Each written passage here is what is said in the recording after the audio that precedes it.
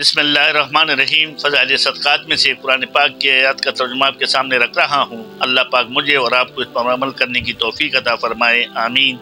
تو شروع کرتے ہیں۔ بسم اللہ الرحمن الرحیم۔ اور تم لوگ اللہ کے راستے میں خرچ کیا کرو، اپنے آپ کو اپنے ہاتھوں تباہی میں نہ ڈالو، خرچ وغیرہ کو اچھی طرح کیا کرو، بے شک حق تعالیٰ محبوب رکھتے ہیں اچھی طرح کام کرنے والوں کو۔ فائدے میں شیخ لکھتے ہیں، حضرت حذیفہ رضی اللہ فرماتے ہیں کہ اپنے آپ کو ہلاکت میں نہ ڈالو، یہ فقر کے ڈر سے اللہ کے راستے میں خرچ کا چھوڑ دینا ہے۔ حضرت ابن عباس رضی اللہ عنہ فرماتے ہیں کہ ہلاکت میں ڈالنا یہ نہیں کہ آدمی اللہ کے راستے میں قتل ہو جائے، بلکہ یہ اللہ کے راستے میں خرچ سے رک جانا ہے۔ حضرت ضحاک بن جبیر رحمۃ اللہ فرماتے ہیں کہ انصار اللہ کے راستے میں خرچ کیا کرتے تھے اور صدقہ کیا کرتے تھے، 1 سال قید ہو گیا، ان کے خیالات برے ہو گئے اور اللہ کے راستے میں خرچ کرنا چھوڑ دیا۔ اس پر یہ آیت شریفہ نازل ہوئی۔ حضرت اسلم رحمۃ اللہ علیہ کہتے ہیں کہ ہمیں قسطنطنیہ کی جنگ میں شریک تھے، کفار کی بہت بڑی جماعت مقابلے پر آ گئی، مسلمانوں میں سے ایک تلوار لے کر ان کے صف میں گھس گیا اور دوسرے مسلمانوں نے شور کیا کہ اپنے آپ کو ہلاکت میں ڈال دیا۔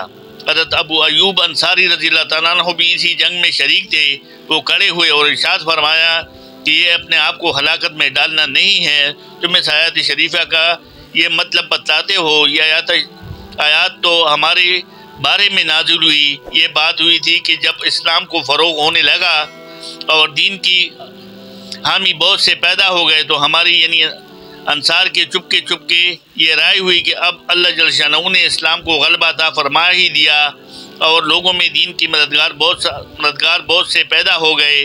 ہمارے اموال کھیتیاں وغیرہ عرصے سے خبرگیری پوری نہ ہو سکنے کی وجہ سے برباد ہو رہی ہے، ہم ان کی خبرگیری اور اصلاح کر لیں۔ اس پر یہ آیات شریفہ نازل ہوئی اور ہلاکت میں اپنے آپ کو ڈالنا اموال کی اصلاح اور مشغول ہونا اور جہاد کو چھوڑ دینا ہے۔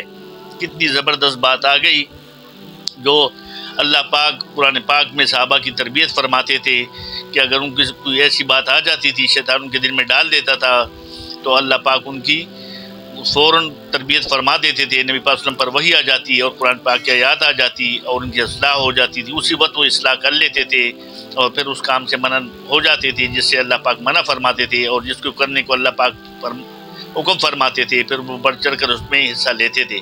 اللہ پاک مجھے اور آپ کو اس پر عمل کرنے کی توفیق عطا فرمائے۔ صدق اللہ مولانا العلی العظیم۔